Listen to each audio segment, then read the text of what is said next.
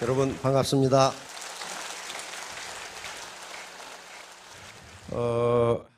오늘 제가 하려고 하는 얘기는 이순신 장군 리더십에 관한 얘기인데, 야, 이순신 장군하고 나하고 어떻게 비교하나 그렇게 생각하시는데, 이순신 장군이 했던 모든 언행, 행동은요 어디에가 다 있냐면 국민학교 도덕책에 다 있어요. 단지 이순신 장군은 우리가 지금 초등학교 도덕책에 있는 덕목을 실천한 분이고, 거의 대부분의 사람은 그걸 못할 뿐이에요. 이순신 장군이 머리가 무지하게 좋았다거나, 안 그러면 눈이 3개 달렸다거나 그런 거 없어요. 단지 우리 지금 초등학교에 있는 도덕 과목을 그대로 했던 분이에요. 그러니까 누구나 다 이순신 장군처럼 하실 수가 있고, 특히 이순신 장군 얘기를 지금 3번째 하는데요. 왜냐하면 이 애터미 사업과 그리고 이 리더들이 어떻게 행동해야 되는가 한 거하고 아주 밀접한 관련이 있어요. 아주 위대한 분이지만은 그 작은 행동들이 우리가 배워야 할 점이 굉장히 많기 때문에 이런 얘기를 하는 겁니다. 이순신 장군의 이야기는 지금 명량이라는 영화가 대히트를 하면서 사회적 관심을 불러일으키고 있는데, 무과에 급제한 이후에, 그러니까 출사기 과거에 합격해서 이제 벼슬에 진출한 이후에 어떻게 행동하셨을까, 그리고 그 생애가 어떻게 되었을까 하는 것을 오늘은 중점적으로 보도록 하겠습니다. 이순신 장군은 원래 그 문과 과거 시험을 보려고 공부를 했던 분입니다. 그래서 굉장히 글씨를 잘 쓰고 아주 학문이 출중한 분이에요. 과거 시험을 준비를 했으니까. 그러다가 22세 때 무과로 전환합니다. 원래 기골이 장대한 분이기 때문에, 그래서 한 6년간 공부를 하셔가지고 무과 시험을 보는데 말에서 떨어져 다리가 부러져 버렸어요. 그래서 불합격합니다. 그리고 4년 후에 다시 이제 바로 32세 때 겨우 무과에 합격하니까, 그 당시 나이로 보면 굉장히 늦어서 지금 출사를 하신 셈이에요. 그런데 그걸 보시면은 40대 중반까지 계속 미관말직만 돌아다녀. 파면됐다가 사형선고 받았다가 방면됐다가 사면했다가, 이게 계속 미관말직만 이렇게 돌아다녀. 왜 그렇게 됐냐면은 워낙 성격이 대꼬쟁이 같은 분이라 원칙을 전혀 위반하지 않아. 자기 출세를 위해서 상관을 이용한다거나 자기 출세 때문에 원칙을 어긴다거나 하는 일을 하나도 안 해요. 그러니까 직속 상관의 부탁도 거절해 버리니까 계속 좌천, 파면, 사형선고 계속 이거만 해요. 함경도 국경으로 갔다가 하마터면 사형당할 뻔했어요. 굉장한 공을 세웠는데 이일이라는 사람의 모함으로, 함경도 북병마 절도사니까 지금 같으면 함경도의 육군 사령관이에요. 그런데 이 사람이 자기 죄를 이순신에게 뒤집어 씌워서 중앙정부에 조정에 사형을 시켜달라고 요청을 했는데, 조정에서 보니까 뭐 큰 죄도 없거든. 그래서 그냥 삭탈 관직하고 백의종고를 합니다. 그러니까 이순신 장군은 백의종고를 2번 해요. 그러면서도 계속적으로 또 파면, 좌천, 파직 이것만 계속 당해. 그게 40대 중반까지 46살까지 그랬어요. 왜? 그 당시 조정이 엄청나게 부패했는데 부패한 관리들의 말을 들어주지를 않아.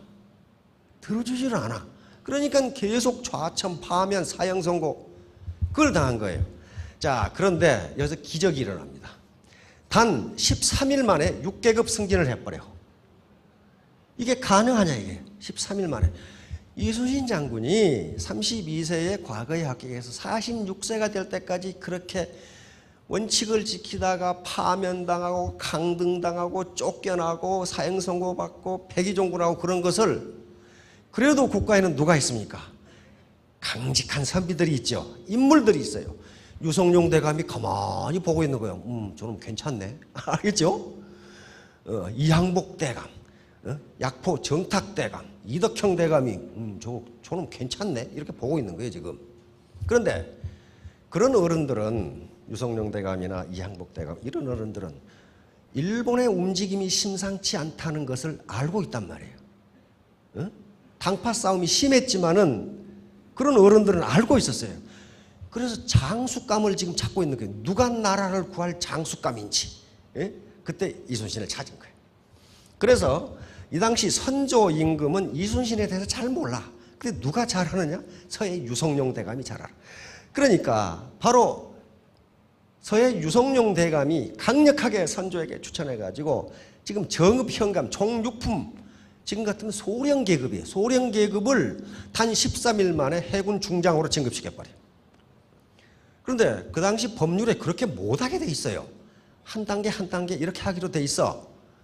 그러니까 당파 싸움에 정신이 없는 대감들이 뭐라고 그래? 아니되옵니다. 전하 맨날 있다고 소리 하거든. 그러니까 어떻게 했느냐? 정읍 현감에서 진도 군수로 명령을 내. 진급을 시켜. 그러다가 진도로 가니까 가기도 전에 또 진급시켜. 또 이쪽으로 가니까 가기도 전에 또 진급시켜. 그래가지고 결국 전라좌도 수군절도사. 다시 말하면 지금 같으면 전라좌도, 여기에 여수에가 이제 이 수영이 있고 우도는 해남에가 있단 말이에요. 그러니까 그 당시 전라도하고 경상도는 굉장히 크기 때문에 경상좌도, 우도, 전라좌도, 우도. 그 후에 고종 때 남도, 북도가 된 거예요. 이렇게 해서 전라좌도, 수군, 여기 딱 이 자리가 바로 이순신 장군이에요. 이 사건, 바로 정읍현감이라는 종육품, 지금 같으면 소령 계급장을 중장을 달아가지고 여수에 있는 전라좌도 수군절도사라는 명령을 낸 게 조선이라는 나라가 산 거예요. 그리고 우리 결의가 지금 한국어를 쓰고 있어요. 안 그러면 와타시노 뭐 지금 이러고 있을 텐데 아주 대사건입니다. 이게 대사건이에요. 왜냐하면 선조는 이때 이순신을 잘 몰라요. 잘 모르는 서해 유성룡 대감이 알고 있단 말이에요. 그리고 이항복이라든가 이덕형 청탁 대감이 알고 있어. 그래서 그냥 계속 반대하는 걸 계속 물리치고 이순신 장군이 전라좌도 수군절도사, 그러니까 해군사령관인데 그 밑에 장수들이 말을 듣지를 않아. 말을 듣지를 않아요. 왜 그러겠어요? 어제까지 내 쫄병이었거든. 어제까지 내 밑에 있던 놈이 별 3개 달고 나타난 거예요 지금. 그러니까 말을 듣겠어요.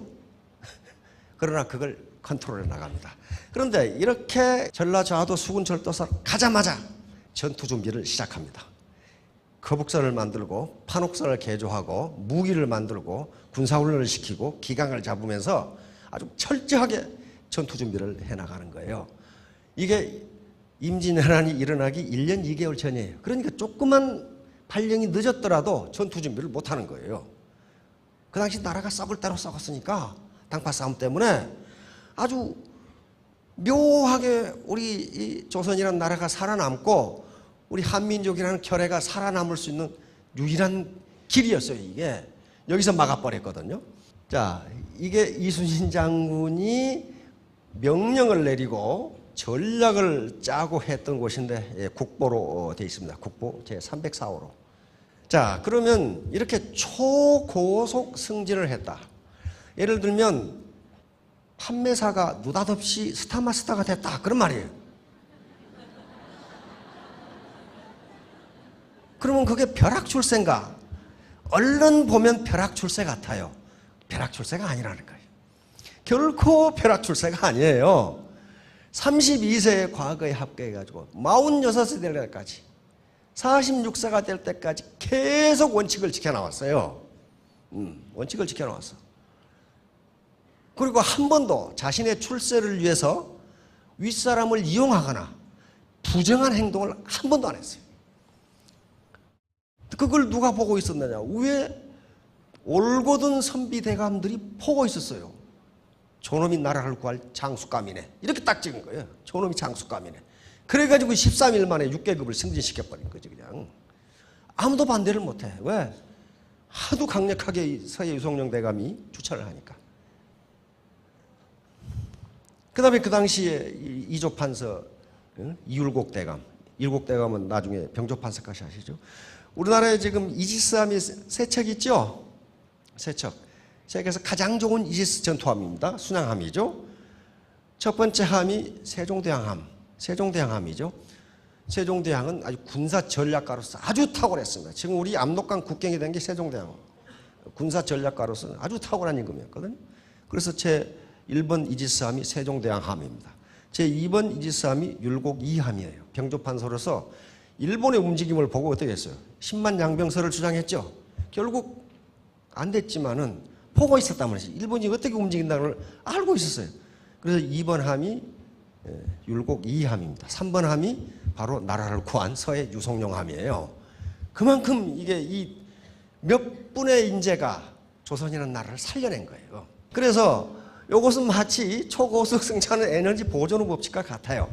32세에 출사를 해서 46세가 될 때까지 그렇게 미관말직으로 왔다 갔다 하는데 그때 어떻게 했냐? 에너지가 축적된 거란 말이야. 에너지가. 바로 에너지 보존 법칙이라는 것은 일정 시스템 내에서 에너지는 투입된 에너지는 없어지지 않는다예요. 그리고 투입되지 않은 에너지가 생겨나지도 않는다예요. 그러니까 바로 지금까지 이순신 장군이 쌓아온 그러한 업적, 공적, 심덕 때문에 갑자기 승진한 것처럼 보이지만은 그게 나타난 거란 말이에요. 예, 바로 작용 반작용의 법칙이에요. 모든 이 자연 법칙 중에 가장 뚜렷한 법칙 중에 하나가 바로 이 뉴턴의 제3법칙이 작용 반작용 법칙이죠. 왜 주먹으로 바위를 치면 주먹이 아플까? 왜 아플겠어요? 왜 주먹으로 바위를 치면 주먹이 아플까? 바위가 안 아프고. 주먹으로 바위를 치는 것을 작용이라고 그래요. 바위를 치는 걸 작용이라고 그러고, 그러면 내가 주먹으로 치는 것만큼 똑같은 힘으로 바위가 나를 쳐요. 그걸 반작용이라고 그래. 그래서 주먹이 아픈 거예요. 화난다고 더 세게 치면 바위도 더 세게 쳐요. 그래서 작용과 반작용은 힘이 반대이면서 크기는 똑같아요. 만약에 반작용이 없다면 비행기도 못 뜨고 로켓도 못 올라가고 걷지도 못해요. 여기서 제가 이렇게 걸어가지요. 걸어가는 것은 뭐 때문에 걸어가냐 하면은 제가 다리에다 힘을 주고 밑에를 밀어요. 밀면은 이 바닥이 나를 똑같은 힘으로 밀어주기 때문에 앞으로 가요. 반작용 때문에 앞으로 나가요. 그러니까 이순신 장군이 그런 식으로 원칙을 지키면서 국가를 위해서 부하를 위해서 백성을 위해서 했던 일이 반작용으로 반사적으로 고속 승차를 가능하게 한 것이지 무슨 누구 배경 가지고 그렇게 된 게 전혀 없어요. 요 한번 보세요. 두 꼬마가 양쪽에서 고무줄을 잡아다녀요. 피라는 힘으로 양쪽에서 고무줄을 잡아다녀. 요 꼬마는 벽에다가 고무줄을 묶어놓고 피라는 힘으로 잡아다녀요. 어느 쪽이 얼마나 더 늘어날까요? 늘어나는 길이는 똑같아요. 양쪽에서 잡아다니는 거나 똑같은 힘으로 이쪽에 메고 잡아다니는 거나 똑같아요. 왜냐하면 이쪽에 이놈이 잡아다니면 벽은 이쪽으로 똑같은 힘으로 잡아다녀요. 작용 반작용이 있기 때문에 오늘 집에 가서 아들하고 딸하고 둘이 한번 시켜보세요. 똑같이 늘어나요. 이게 작용 반작용이에요. 그러니까 자기가 무언가 에너지를 가하면 그쪽에서도 나에게 똑같은 보상을 줘요. 세상에 공짜는 없다. 뿌린 대로 거둔다예요. 이건 자연법칙이기 때문에 도저히 이건 여기 예외가 없어요. 예외가. 그 어느 누구도 예외가 없어요. 바로 티핑 포인트입니다. 티핑 포인트라는 것은 어떤 물리 현상이 갑자기 바뀌어 나타나는 시점을 얘기해요. 여기까지는 어떻습니까? 힘들게 올라가요. 그러니까 이게 지금 이순신 장군이 출사를 해서 46세 때까지예요. 힘들게 올라가는데 여기 가서 여기 어떻게 됩니까? 그냥 굴러가 그냥 그때부터는. 이게 티핑 포인트예요. 애터미 사업도 똑같습니다. 여기서 지금 오늘 처음 오신 분은 여기 제로 지점에 있어요. 제로 지점에. 근데 여기가 지금 판매사인데요. T1이라는 시간까지인데 이때까지가 사람 미치게 하는 거예요. 돈도 안 생기는데 친구한테 가면 네가 어쩌다가 그런 일을 하냐 해서 집에 가면 남편이 다리몽댕이를 분질러 놓는다고 그러지. 무지무지 힘들어요. 여기. 이게 무지무지. 이게 지금 에너지가 축적되는 기간이에요. 여기까지는 효과가 나타나질 않아요. 나타난다고요. 그러다가 여기가 판매사가 되고 나면 갑자기 이제 자기 힘으로는 안 돼요. 밑에서 막 밀어 올려. 밀어 올려서 이때는 자기가 판매할 시간도 없어요. 왜? 파트너 지도해야지, 조직 넓혀야지, 물건 팔 시간이 없다고요. 그러니까 올라와서 이 스피치를 하는 리더들이 내 힘으로 된 게 아니라는 게 그 사람들이 겸손해서 그런 게 아니에요. 근데 실제로 해보니까 그렇거든. 해보니까 자기 힘으로 막 올라가는 게 아니에요. 밑에 파트너를 성공시키려고 지도를 하다 보니까 그 파트너들이 밀어 올려가지고 하다가 올라가 버린 거예요. 그냥 그런 스타일이란 말이에요. 그러니까 여기까지 쭉 올라갑니다. 이렇게 갑자기 올라가요. 소득도 갑자기 올라가요. 그러다가 여기서부터 천천히 올라가요. 왜냐하면 이 점근선이 5천만 원이니까. 바로 자연에서 일어나는 임계점도 마찬가지입니다. 배고플 때 밥을 먹을 때 한 숟갈 먹어서 배 안 불러요. 그러다 계속 먹다가 한 20숟갈 먹으면 배가 부르는데, 그러면 앞에 먹은 건 헛거냐? 헛거가 아니라는 거예요. 그게 축적이 돼서 20숟갈 때 배가 부른 거지, 처음부터 먹으니까 배가 부르다 그런 건 없어요. 어떤 놈이 그런 얘기를 하더라고.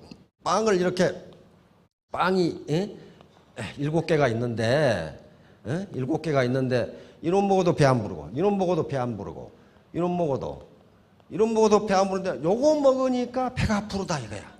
그러니까 이놈이 하는 얘기가 이것부터 먹을 걸.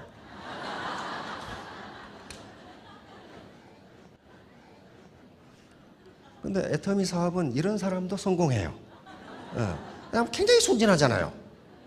이순신 장군처럼 원칙을 잘 지켜 그런 분들은 성공한다. 왜? 밑에서 밀어 올리거든요. 밀어 올리니까 그래요. 자, 임진왜란 이후, 그런데 1년 후에 임진왜란이 발발합니다. 아직 거북선을 만들어서 전투 준비를 덜 했어요. 이 당시. 그래서 바로 임진왜란이 발발하자 바로 해전에 들어가지를 않습니다. 왜? 거북선 시험이 아직 덜 끝났어요.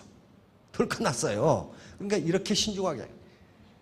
막 왜군이 왔다고 해서 마구잡이로 전투한 게 아니에요. 이순신 장군은 승산이 있는 전투만 했어. 자, 이렇게 해서 이제 처음 전투가 옥포해전에서 왜군을 격파합니다. 임진왜란이 4월 14일 날 일어났는데 옥포해전은 5월 7일 날. 이동안 지금 이때도 거북선 투입을 안 해요. 왜냐하면 거북선은요 사방이 안 보이게 우기가 덮어져 있어요. 그렇죠? 덮어져 있어. 왜냐하면 외수군은요, 그러니까 그 당시 외수군은 거의 해적들입니다. 왜구들이에요. 근데 해적의 특징이 뭡니까? 배 옆에다 배를 대고 그 배에 올라가서 칼질해가지고 노략질하러 오는 게 해군의 특징이에요. 이 해적의 특징이에요. 그러니까 그게 칼질에 능해. 왜 수군이 칼질해? 그러니까 아예 배 위에 못 올라오도록 덮어버린 거예요, 그걸. 거기다 못을 박아놓은 거란 말이에요. 자, 그렇게 해놓으니까 약점이 뭐가 있겠어요? 거북선의 약점은 시야가 좁아. 도대체 옆에 누가 있는지 잘 몰라. 그러니까 뭐가 해야 됩니까? 훈련을 철저히 해야 돼, 거북선을. 그러니까 거북선을 만들어 놓고도 훈련하시느라고 옥포해전에는 거북선을 출동시키지 않습니다. 그렇게 신중하게 전투를 하신 분이에요. 그래 놓고 사천포 해전에 거북선 2척을 출정시켜서 예선을 격파해버립니다. 계속적으로 격파해 나갑니다. 이제 한산대첩은 조금 선. 이게 임진왜란 3대첩 중에 하나죠. 임진왜란 3대첩이 어떻게 되시나? 진주대첩. 김시민 장군의 진주대첩. 그 다음에 권율 장군의 행주대첩. 이순신 장군의 한산대첩. 대첩이란 말은 첩은 이길 첩자입니다. 이길 첩자. 대첩이란 크게 이겼다 그 말이거든요. 이겨도 적게 이긴 게 아니고 크게 이겼다. 이 한산대첩이 최초에 있었던 대첩입니다. 그러면 지금 왜군은 이순신이라는 인물이 있다는 것을 잘 몰랐어. 그래서 부산진 그리고 동래성을 치면서 북진하기 시작합니다. 그럼 계속 북진을 하니까 어떡하겠어요? 보급선이 길어져. 그렇죠? 군대는 보급선이 차단되어 버리면 그건 있으나 마나한 군대예요. 그런데 이순신 장군이 옥포, 사천, 당포, 당항포, 율포 해전에서 계속 격파한단 말이에요. 그러니까 어때요? 육군의 병참선은 길어지는데 일본에서 보급선이 와야 되는데 이순신 장군이 차단해버린 거예요. 거기서 차단해버려요. 엄청나게 중요한 이제 전투 장면이 되는 거죠. 그러니까 이제 외선들이 이게 화가 났어요. 이게 뭐 이순신이라는 놈이 도대체 어떤 놈인데 말이야. 그런데 이순신 장군은 조그마한 첩보, 조그마한 정보도 굉장히 중요시했습니다. 그래서 정보를 가져온 정보망을 굉장히 넓게 활용을 했어요. 군관으로부터 쫄병, 백성, 그 다음에 귀순해 온 사람, 당나라 사람, 할 것 없이 정보망을 시골의 노인들까지도 정보망을 전부 활용했어요. 그게 지피지기예요. 그렇죠? 지피지기. 그런데 지금 이순신 장군이 이쪽 견내량의 외선이 있다는 정보를 입수했어. 어떤 노인이 알려줬어요. 견내량은 지금 이 통영하고 거제하고 사이에 있는 바다. 근데 이순신 장군이 판단을 해보니까 여기가 수로가 너무 좁아. 너무 좁아서 우리 그 당시에 판옥선과 거북선은 외선보다 훨씬 규모가 큽니다. 배가. 큰데 요 좁은 바다에서는 암초가 많고 전투를 해서 승산이 없어. 그럼 어떻게 돼야 돼? 넓은 바다로 유인해내야 돼. 유인해내야 된단 말이야. 그래서 판옥선 6척을 파견해가지고 여기 지금 73척의 외선이 집결해 있어. 그래서 이걸 치게 했어요. 근데 외선이 보니까 자기들은 73척이고 무슨 판옥선 6척이 와서 공격을 하니까 옳다. 이때다. 이놈의 새끼들 보복을 해야 되겠다 하고 쫓아왔어. 쫓아오니까 패하는 척 하면서 도망왔어. 의도를 유인하기 위해서 여기 너무 좁으니까 이 넓은 데다 놓고 박살을 내야 되겠다 이게요. 이쪽으로 유인해냅니다. 쏙 유인해내요. 이순신 장군의 전략에 말려든 거예요. 이제 쏙 외선 73척이 몰려든 거예요. 자, 이렇게 되니까 어떻게 됐냐? 소위 그 유명한 하익진으로 격파를 해버립니다. 하익진은 육전에서 육지에서 전투를 할 때 적을 포위 공격, 포위 섬멸하는 작전인데 해전에서 이걸 쓴 겁니다. 해전에서. 자, 여기 적선이 이렇게 있어요. 여기서 공격을 해. 5, 6척이 가서 공격을 했어. 우리 배가. 이거 몇 척 안 되니까 적선이 쫓아와. 쫓아오니까 우리 배는 도망가. 도망가다가 계산된 지역에 들어오니까 숨어있던 우리 군함이 나타나서 어떻게 돼요? 이놈을 또 다시 이쪽으로 공격을 하고 이렇게 적선을 포위해버려요. 하익진이라고 한 게 학이 날개를 편 것 같은 진법이다. 그 말이에요. 자, 학이 날개를 폈는데 이렇게 됐단 말이에요. 근데 이 진법은 굉장히 위험합니다. 만약에 중앙이 돌파당해버리면 어떻게 됩니까? 우리 전력이 양분돼 가지고 각계격파당할 위험이 굉장히 커요. 그렇잖아요. 바로 영국의 넬슨 해군 제독이 이 법을 썼거든.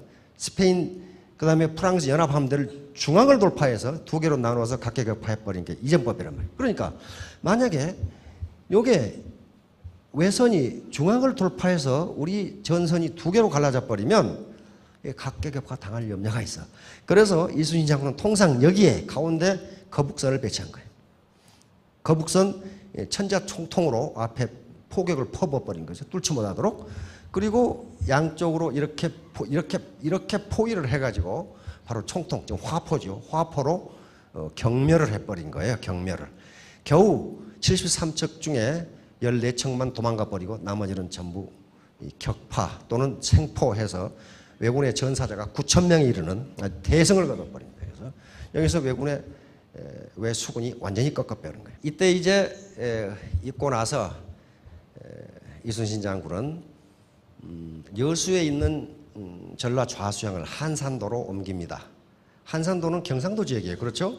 근데 여수에 있는 이 전라 좌수영을 한산도로 옮긴 이유는 이 당시 진주성 전투에서 우리가 패해버려요. 2차 진주성 전투에서. 그러면 진주성이 함락됐으니까 우리 육군은 지리멸렬하기 때문에 잘못하면 여수에 있는 우리 수영이 점령당할 가능성이 있어. 그렇죠? 그래서 한산도로 옮겨버린 거예요. 자, 그러면 이제 일본은 어떻습니까? 이순신을 제거하지 않으면 우리는 전쟁에 이길 수 없다가 돼요. 이순신을 제거해야 돼. 이순신을. 그래서 요시라라고 하는 이중 간첩을 이용합니다. 이중 간첩을 이용해서 갓도 기요마사. 이때가 그러니까 정유재란 때예요. 지금 명나라하고 이 협상이 진행되고 전쟁이 지금 소강상 상태에 빠져 있는데 갓도 기요마사가 부산으로 온다는 정보를 요시라를 통해서 경상우도 병마절도사 김응서에게 귀띔을 해주니까 김응서가 선조에게 보고를 합니다. 그러니까 선조라는 임금이 이순신에게 갓도 기요마사를 잡아오라고 얘기를 합니다. 그런데 이순신은 그것을 거부해버려요. 왜? 일본의 간계라는 걸 알았어요. 그러니까 중앙에 앉아있는 영감탱이들이 얼마나 무식한가를 알 수가 있죠. 그 간계에 속은 거예요. 간계에. 그래가지고 말을 안 들으니까 이제 어떻게 됐어요? 예, 파직하고 이제 압송을 해버린 겁니다. 이때 임금의 말을 무시했다. 이거예요. 무시했다. 그러니 만약에 이때 이순신 장군이 선조의 명령을 이행했다면 아마 이순신 장군은 이때 부산에서 전사했을지도 몰라요. 왜? 싸움 상대가 되질 않아. 왜? 외선은 지금 한 500척, 1000척이 되는데 우리는 몇 척 안 돼요. 그런데 그 넓은 바다에서 전투를 해가지고는 승산이 없어요. 승산이 없고 이게 왜군의 간계, 다시 말하면 간첩을 이용해서 허위 정보를 이순신 장군은 이게 허위 정보인지 진정한 정보인지를 계속 판단을 했어요. 알고 임금의 명령이지만 듣지 않았어요. 그게 또 우리를 또 살린 거예요. 자, 선조가 이순신 장군을 파직하고 잡아간 이유가 이렇게 기록이 되어 있어. 뭐라고 했느냐? 조정을 속이고 임금을 무시한 죄, 적을 놓아주고 치지 않음으로써 나라를 저버린 죄, 기요마사를 잡아오라고 했는데 안 잡았다 이 말이야.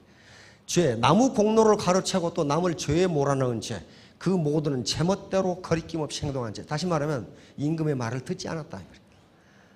그래서 선조는 지금 갓도목을 배우더라도 이순신의 죄는 결코 용서할 수 없다 해서 파직을 해버린 거예요. 파직을 해서 잡혀 올라가 버리고 원균이라는 사람을 삼도 수군 통제사로 임명을 합니다. 그래서 사형선고를 받습니다. 사형선고를 받고 제1차 고문을 당합니다. 명량이란 영화에서도 나오죠. 고문당해가지고. 2번 고문당하면 죽습니다. 죽어요. 그런데 이때 바로 판충추부사 정탁대감이 목숨을 걸고 신구차를 올립니다. 신구차라는 것은 죄 없음을 알리는, 이순신은 죄가 없다고 알리는 상소문이에요. 이걸 올려요. 이렇게 되니까 한 번만 정탁대감은 그 경험이 많아. 2번만 고문을 당하면 죽습니다. 그런데 이순신은 죄가 없습니다 하는 걸 올린 거예요. 자기가 죽을 판인데 이 정탁대감은 이 상소문을 올린 거예요. 요 상소 한 장이 또 우리를 살렸어. 이 상소 한 장이. 예? 그래서 권율장군 휘하에서 백의종군을 하던 이순신이 다시 삼도 수군 통제사로 부임을 하게 되는 계기가 됩니다. 자, 요 이제 원균 장군이 조선 수군을 아주 말아자십니다. 아주.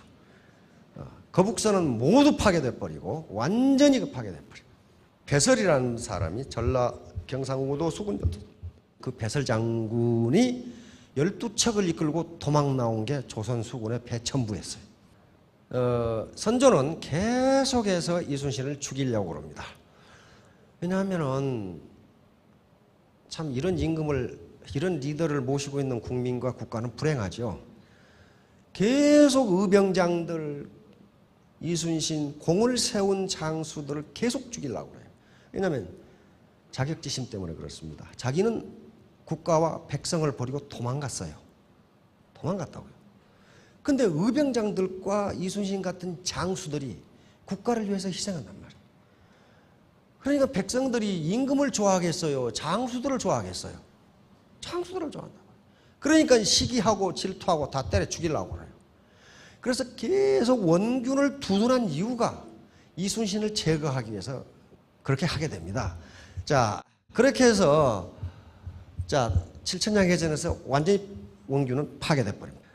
이때 선조가 한 일을 가만히 보세요. 이모가 근한이 충청도에서 일어납니다. 이때 여러 가지 죄를 뒤집어 씌워가지고 김덕령 장군, 그 당시에 경상좌도, 서울에서 봐서, 그러니까 지금 울산이라든가 이쪽에 경주 이쪽이죠. 그쪽에 이 낙동강을 중심으로 경상도 오른쪽 그쪽에, 그쪽은 곽재우 장군이 의병을 맡았어요. 곽재우 알죠? 홍위 장군 곽재우 장군이 맡고, 그 오른쪽 경상도 이제 낙동강을 중심으로 지금 이 전라도 쪽, 여기는 김덕령 장군이 의병장이었어요. 그렇게 양쪽으로 갈라서 했고, 이순신 장군하고 이 율포해전에서는 합동작전을 한 그런 장수들이에요. 그런데 이모학이 나이 나자 김덕령 장군은 맞아 죽었습니다. 선조한테. 최담년 장군은 사형당했어요. 곽재우, 홍계남 등은 겨우 살아남았어. 의병장들을 이렇게 해서 자기는 맨날 도망다니면서, 그리고 나중에 이제 신원이 돼서 지금 광주에 가면은 광주 이 번화가가 충당로죠. 김덕령 장군의 시호가 충장공입니다. 그래서 충장로가 있고 거기에 충장사가 있어요. 그래서 거의 육지에 있는 외병을 휩쓸어 버렸는데, 이런 의병장들을 갖다 죽이고 이순신 장군은 죽이려고 그러고 계속 이제 이런 짓을 하게 됩니다. 이게 지금 광주에 있는 김덕령 장군의 충장사죠. 자, 이제 수군을 없애라고 했을 때 신에게는 아직도 12척의 배가 있사옵니다. 요게 나옵니다. 금신, 전선, 상유, 시비. 선조가 지금 한심하거든. 배 12척에다가 수군 그 당시 170명, 해군이 170명 남았어. 그러니까 그 없애버리고 아예 권율장군 밑에 붙어라 했을 때 올린 상소입니다. 이건 보성 등량에서 선조에게 올린 겁니다. 죽음을 각오하고 싸움에 임한다면 이길 수가 있사옵니다. 그러니까 죽기 살기로 애터미 사업을 하면 성공할 수 있사옵니다. 그 말이에요 지금 이게. 예. 남들은 300척 가지고 있어도 나는 겨우 12척 가지고 있는데 죽기 살기로 하면 이길 수 있사옵니다. 이렇게 올리는 거예요. 지금 만약 수군을 완전히 없애버린다면 적들이 다행하게 여길, 지금 이때 일본 육군은 어디까지 진격했냐면 충청도 진천까지 진격을 했어요. 그래서 일본 수군이 명량을 돌아서 서해안으로 오기만 기다리고 있어요. 왜? 한양으로 들어가기 위해서. 그래서 명량해전에서 다시 이김으로써 갓도상이 안 된 거예요 지금. 안 그러면 미자상, 갓도상, 무슨 뭐 어쩌고 저쩌고 하고 있을 건데, 그렇게 중요한 전투였어요 이게. 명량해전이 있기 전에 두 번의 해전이 있습니다. 어란포 해전, 벽파진 해전에서 다시 왜군을 격파합니다. 나오자마자. 근데 이 해전은요 뭐였냐면은, 우리 수군은 이순신이 돌아왔음을 일본 해군에게 알리는 거예요. 이순신이 내가 돌아왔다는 것을 일본 수군에게 알리는 거고, 일본 수군 구르즈마 미치우사는 도대체 조선에 배가 몇 척이나 있는지 그걸 확인하러 온 거예요. 그래서 13척이라는 걸 확인합니다. 12척인데 하나 부서진 걸 수리해가지고 13척 가지고 싸웠단 말이에요. 이건 아주 어마어마한 해전이죠. 12척 가지고 한 척을 운행을 못했어요. 왜? 군사가 1200명밖에 되질 않아. 1200명밖에. 그러니까 배 한 척을 운영을 못해. 그런데 대장선, 바로 이순신 장군 혼자 다 한 거예요. 그거 혼자. 왜? 아이 저쪽에 지금 군함이 330척인데 12척 가지고 싸우겠다고 나가는 사람이 참 미친놈 아니고는 안 되거든. 그러니까 이순신 장군도 때요. 대장선이 앞에 나가 싸운 거예요. 그러니까 나중에 다른 장수들이 와서 붙은 거예요. 다른 장수들이. 자, 노량해전에서 전사를 하시죠. 전사를 하시는데, 노량해전에서 이게 자살이냐 전사냐 요 문제가 이제 자꾸 거론이 됩니다. 뭐 전사한 걸로 기록은 되는데요. 어떤 측면에서는 일부러 전사했다고도 볼 수가 있습니다. 일부러. 왜냐하면 장수가 전투를 하는데 갑옷을 안 입었어요. 무슨 의도가 있죠? 갑옷을 안 입었어요. 그런데 그 후에 삼도 수군 통제사를 했던 유형 장군이 이순신이 평소에 했던 말을 기록을 해놨어. 뭐라고 기록해놨느냐? 이순신 장군이 평소 마음속을 돌아요. 예로부터 대장이 자기가 세운 전공에 대해 인정을 받으려는 생각을 조금이라도 갖는다면 대개는 생명을 보존하기 어려운 법이다. 나는 적이 물러나는 그날에 죽음으로써 유감되는 일이 없도록 하겠다. 이렇게 말했다. 그러니까 노량해전 우리 군함 명나라하고 합동군입니다. 236척. 왜 군함 500척과 대결을 한 거예요. 그런데 장수가 갑옷을 안 입었어. 그리고 조총에 맞아 수고하시거든요. 그런데 지금 우리가 생각해 봐도 이때 만약에 이순신 장군이 살아남았다면 선조는 이순신 장군을 죽였을 겁니다. 죽였을 거예요. 선조의 도량으로 봐서 충분히 토사구팽 당할 가능성이 매우 높았어요. 그래서 평소에 이순신 장군은 나는 마지막 전투에서 죽겠다고 이렇게 얘기를 했단 말이에요. 그러니까 국가의 리더나 조직의 리더를 잘 만난다는 게 얼마나 중요한가를 알 수가 있습니다. 오늘 제가 결론으로 내고 싶은 것은 초등학교 도덕교과서에 있는 대로만 하면 애터미 사업을 성공할 수 있다. 이순신 장군은 특별한 분이 아니고 그 원칙을 바로 유교 경전에서 가르쳤던 그 원칙을 지킨 분이에요. 지킨 분이기 때문에 그렇게 46세까지 말단 미관 말직에서 파직되고 파면되고 사형 선고를 받고 그런데 13일 만에 6계단을 승차해버리는 게 그 에너지가 축적된 결과이지 결코 무슨 뭐 벼락 출세가 아니라는 겁니다. 그러니까 애터미 사업에 아까 본 바와 같이 지금 시작하셔서 판매사까지는 정말 별꼴이 다 있어요. 속 터지는 일이 얼마나 많은지 몰라. 그걸 참으시고 판매사까지만 되신다면 그 이후부터는 고속 승차를 하실 겁니다. 자, 3년 후, 5년 후에 모두 월천댁이 되시기 바랍니다. 네, 감사합니다.